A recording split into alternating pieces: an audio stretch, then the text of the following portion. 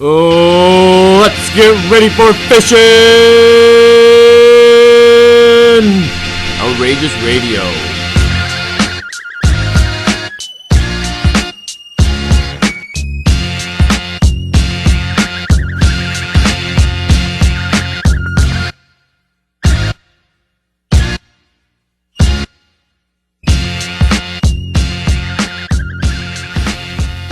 Welcome to episode 5 of Fishing Outrageous Radio.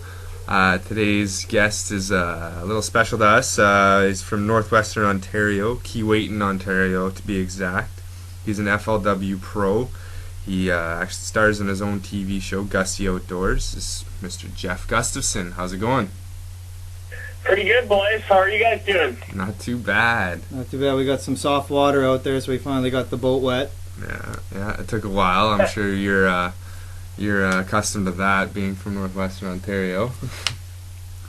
Well, I've been getting the reports from all my buddies, so I'm glad to hear that you guys are able to get out in the boats here now. Finally, yeah, it's. I've been down in the U.S. for a couple weeks, so I've had a couple shifts down here this winter, so it hasn't been that bad on me, but it's been a long winter, that's for sure. Yeah, and I'm sure everybody's eager to get the summer going. That's about time. So we'll just get you to introduce yourself a bit to the listeners here, if you want.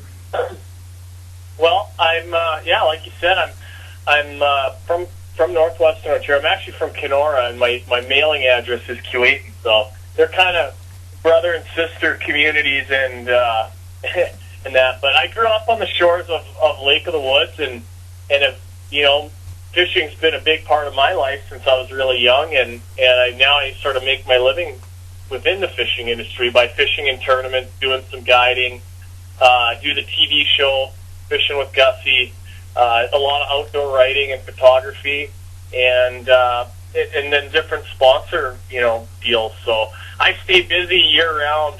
There's never a dull moment, and I work hard. I know I have the dream job and all that, but I work hard and that's just like anything else. The more you put into it, the more you're going to get out of it. And sure. But I have a lot of fun and get to go a lot of cool places and meet lots of people, so I can't complain. Yeah. So just a little backstory here. I was just looking at recent your history of results here. And around in Northwestern Ontario, I'm hard pressed to find a tournament you didn't place top 10 in. And I know. Well, yeah, I think all the bass tournaments I probably have some top 10s in. I've won a lot of them. I haven't won the Fort Francis one.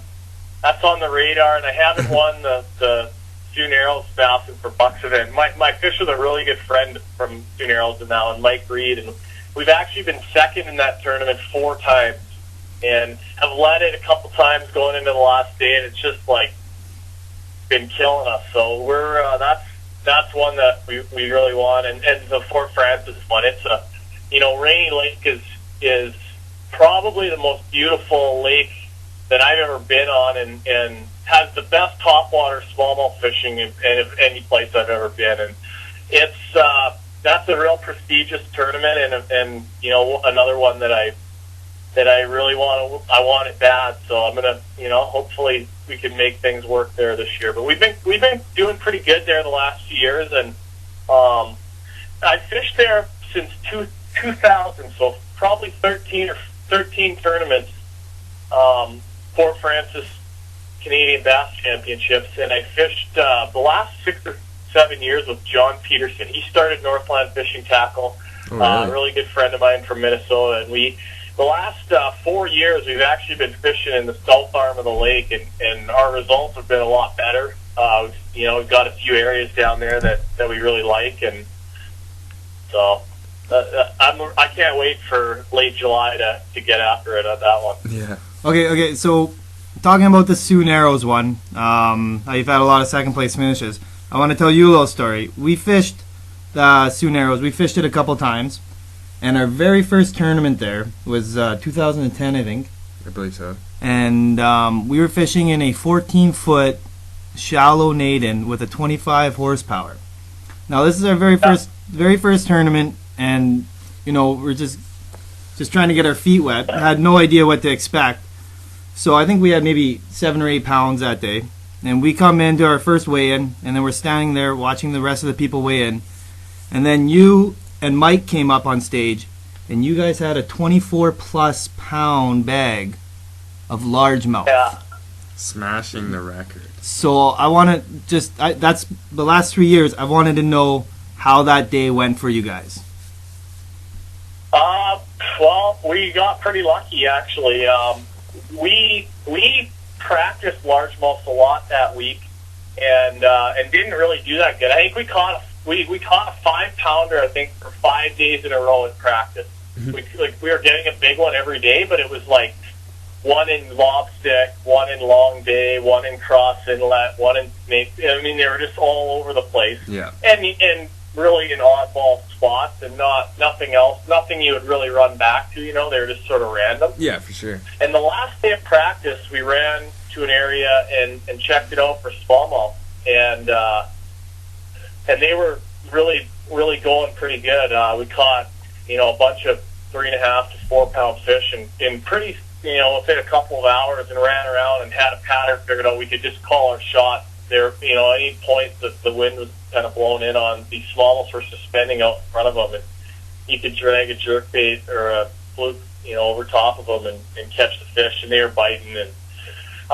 so we kind of we really target largemouths a lot in most of those Lake of the Woods tournaments. And at that event, we decided, well, we better go down and try and catch these smallmouths. If we can get 17 or 18 pounds, we'll be fitting pretty good, and then we can go largemouth fishing, and maybe we'll continue our trend of getting these big bites. And anyway, the wind totally changed directions the next day. That was the first day of the tournament. Remember, it was real kind of rainy, and it wasn't a very nice day. Absolutely. We got tossed around like a boomerang. We remember that day. 14-foot Naden does not hold up too well on Lake of the Woods. We ran around, ran our stuff till like 10:30, and I think we caught one pike or one small bass, and there's a bunch of pike had kind of blown in on these spots, and it just wasn't happening. And I mean, the one thing I can tell you about smallmouth, whether you're on woods or rainy or any of those lakes, is if you're not catching them, you got to move. I mean, you can't go and sit on a spot and wait them out and think the fish are just going to show up and come to you. That doesn't happen. Yeah. Very rarely if it does, and if it does, you're lucky. You got to go and keep moving and find biting fish, and that's sort of the approach that we like to take. Well, we ran around our stuff and tried shallow, deep, and it was just not happening. So we had that moment in the boat where we're like, what do you want to do? We're asking each other, and I said to Mike, you drive, pick, do whatever, man. I'm good with whatever. Because we just didn't have enough largemouth stuff to go and really target them. That's how we felt. Yeah.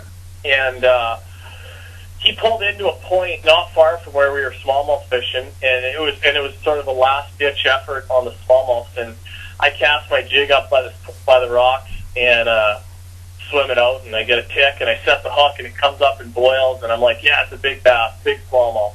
Mm-hmm. And we get it closer to the boat, and it's bulldogging under the boat, and this is a deep spot. It was actually like a bluff wall we were on, and my boat was in 50 feet of water, and it was 2/3 of a full cast to shore. So we were in deep water. The fish comes up, and Mike scoops it, and it's a 5-pound largemouth.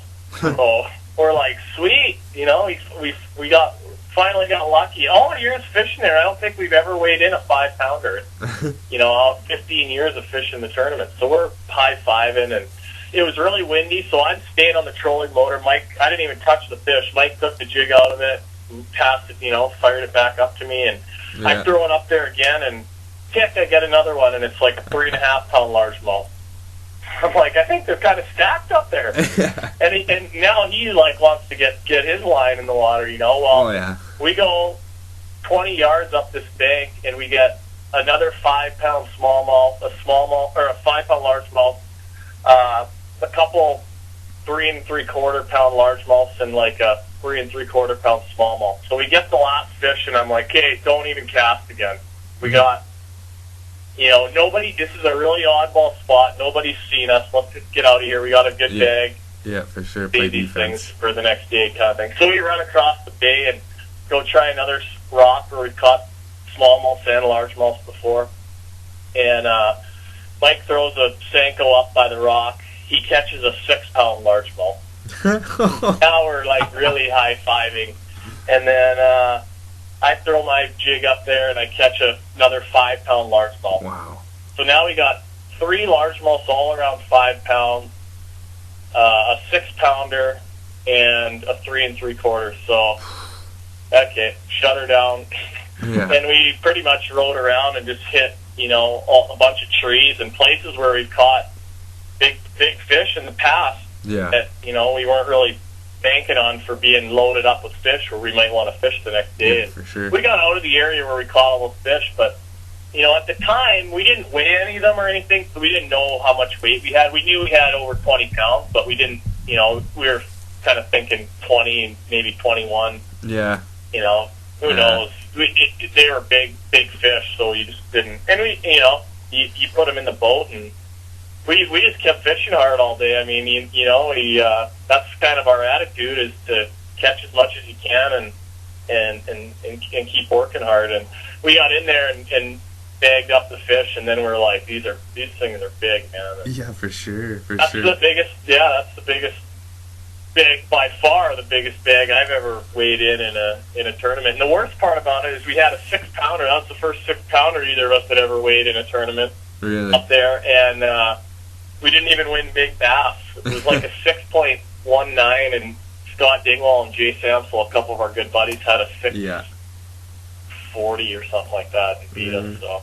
Yeah, it was But close. we were pretty happy, and then the next day the wind changed again, and the fish were totally gone. I don't think we had a bite along that stretch, and fished it hard and looked everywhere for them, and caught 13 pounds, and we were still leading, but all the smallmouth guys that were getting 17, 18, or 19 pounds every day caught up to us, Yeah. and we kind of figured we were in trouble, and I think we ended up with like 15 the last day and ended up second. Second place, yeah. Just shy. Yeah, so, you know what, we had another question for you here, because looking at your stats and everything and all your results, we noticed that you have a lot of top 10s, and it's been over the past, like, 12 years or so.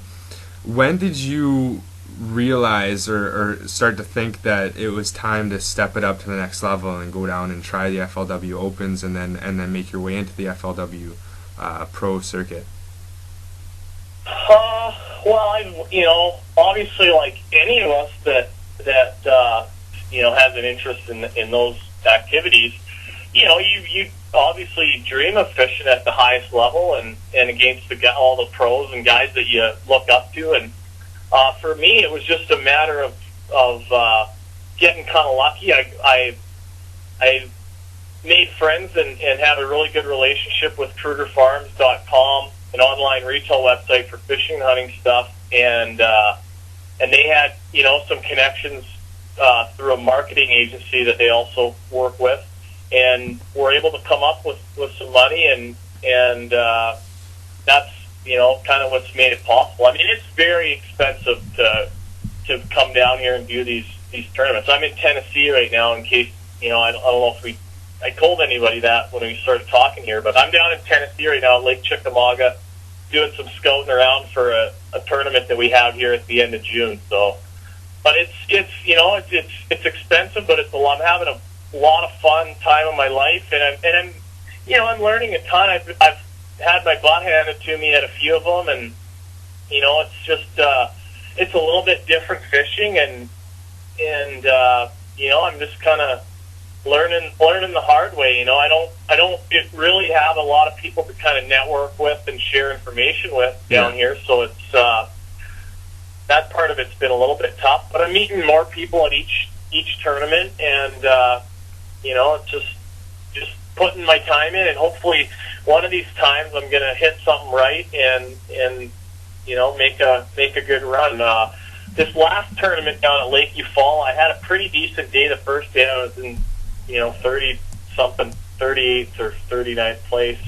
Yeah, and was happy with that. I mean, the big goal is to get in the top 50. They pay $10,000 to 50th place, and and it's not easy to do. You look at it and figure, oh, how hard can it be to get in the top 50? Well, it's hard. You got a lot of hungry guys out here, and there's no charity. It's very competitive. So anyway, I had a good day and caught a couple good fish, and my co-angler caught a big fish, a 5-pounder, right in the last sort of 20 minutes of fishing time, and they were shallower than I'd kind of been fishing all day, and I was optimistic that I figured out another little deal that would be able to help me on day 2, and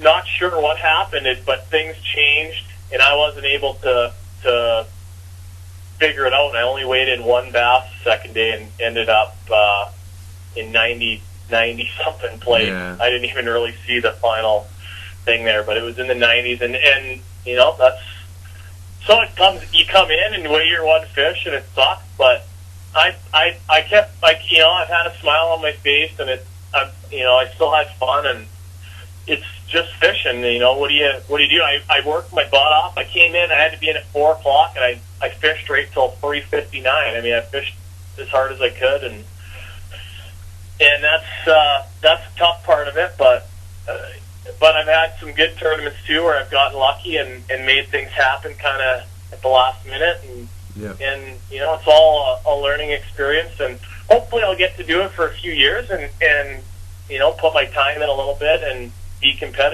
more competitive as we go along. Yeah, for sure. Okay, well, just getting back to the Northern Ontario scene here. You're the tournament advisor for the KBI. As an angler advisor, yeah. Did you you just want to talk a little bit about what's going on this year, maybe happening at KBI? Yeah, I mean, the KBI's got a lot of life in it right now.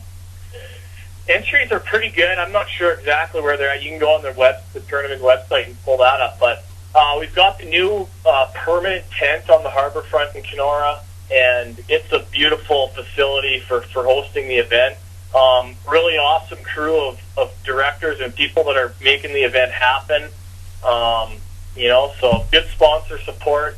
So everything about it is pretty healthy, and the fishing obviously on Lake of the Woods is top notch, and that's the main reason why people come and fish the event, is just to get out on Lake of the Woods, and the tournament's been going on for a long time, over 25 years, and there's it's got a lot of history. A lot of big name guys have fished the tournament and won the tournament.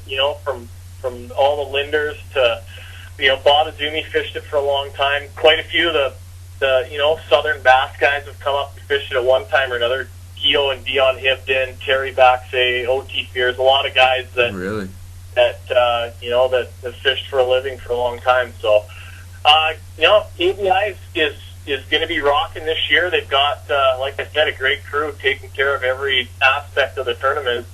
I expect it to be, similar to the last few years, and a lot of fun for everybody. I think we're Team 79 this year, so hopefully we'll get to talk to you down there.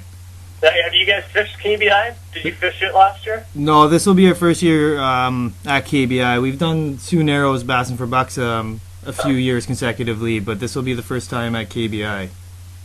Okay, cool. Well, you'll have fun. It's a good time, and Well, I've seen videos and pictures fun to go explore that lake. Pardon me? I've seen videos and pictures of the stage under the tent there, and it looks rocking. Yeah, it is. And then Saturday night they have a big party. They got I don't know if they have a band or a DJ booked up for that, but it's a lot of the anglers go down there and kind of unwind after a long week, and it's a good party, and probably one of the highlights of the summer for me. Yeah. Get to visit with everybody, and because the week of the tournament, you visit with people a little bit, but it's pretty, for a lot of us, it's pretty serious, and we're fishing hard all week, and Oh yeah, exactly. and then come in and have supper and go to bed and do it again the next day. So that's right. So, and then, like I was saying earlier in the show, we just recently had ice out, and we have a segment here on, it's called Tips, Tricks, Do's, and Don'ts. So I was just wondering if you had could share a few tips about and tricks locating early season bass. Well, I can tell you the one bait that everyone's going to want to have on right now is suspending jerkbait. Anytime the water's below 60 degrees, suspending jerkbait will outfish everything else in your boat. And especially if you have to find fish. I mean, if you know, a lot of the bass are going to be really grouped up still, so if you know the spots for that, I mean, you can go peel them out with a jig pretty good too. But for finding fish and catching them, a suspending jerkbait is pretty tough to beat. And you know, you can look. They're going to be around structure. They're going to be holding on pretty specific pieces, but you can go in those real shallow bays and catch them really good right now. Like on Lake of the Woods, if you looked at a map and picked out all the places you fish for largemouths in the summer, the weeds aren't going to be growing up that much in those bays. And if you know, all the shallow rocks in the back ends of those bays will probably be loaded with smallmouths right now. They're making their way back in there, and they're going to want to spawn pretty soon. So yeah, that's about it. But suspending jerkbaits, and then, you know, once you find fish, then you can go get them with a tube or a grub or a fluke, and you know. But jerkbaits are great because you can cover so much water with them, and like I say, fish love them. All right, awesome. I think that's gonna be all for us today. Unfortunately, we didn't, you know, get all the questions we wanted to ask you, but maybe we can do another interview after KBI. That'd be awesome. That'd be great, boys. Anytime. We like what you're doing, and I'm glad I could be on the show today. So yeah, that's awesome. No, I'm game anytime you guys are needing someone to talk to. All right, that sounds great. Sounds great. Thanks for your time. You know, you got a busy schedule ahead of you too. So best of luck on Grand Lake and Chickamauga, and hopefully we'll talk to you soon. Yeah, hopefully we'll run into you this summer. Yeah, make sure you come and say hi, boys. For sure. All right, thanks, Gussie. Take care. All right, that was Jeff Gustafson. Nice of him to stop in for an interview with us. You guys can look for him and follow him on the FLW tour. Check him out. Check out his videos and his own TV show that he has, Fishing with Gussie. Great stuff. So that brings us to our prize pack section now. Yeah, so it's going to be the same as last show. This is your second chance to enter the contest. We have a 7'3" medium heavy 13 fishing Omen casting series rod. That's going to be first place prize with a ball cap.